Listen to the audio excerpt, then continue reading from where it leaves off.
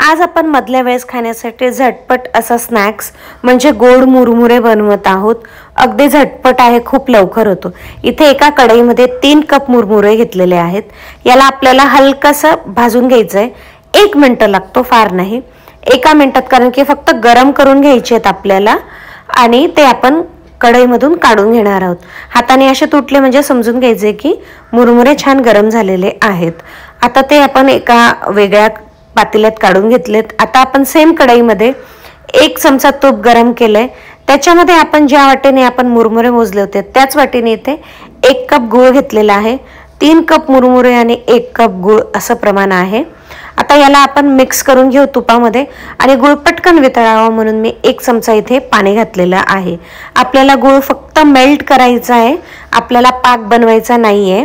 तर गूळ मेल्ट करण्यासाठी इथे मी ठेवलेला आहे। साधारण 2 मिनिटं लागतील गूळ मेल्ट व्हायला। गूळ पावडर आहे म्हणून अजूनच लवकर तो मेल्ट होणार।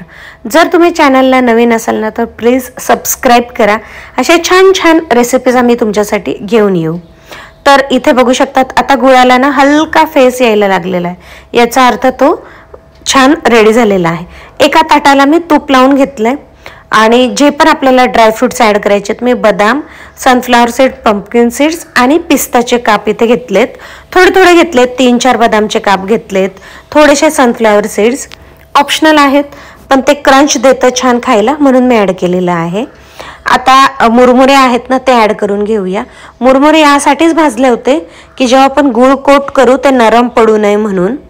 आता याला आपण मिक्स करून घेणार आहोत। फक्त आपल्याला कोटिंग करून घ्यायचंय।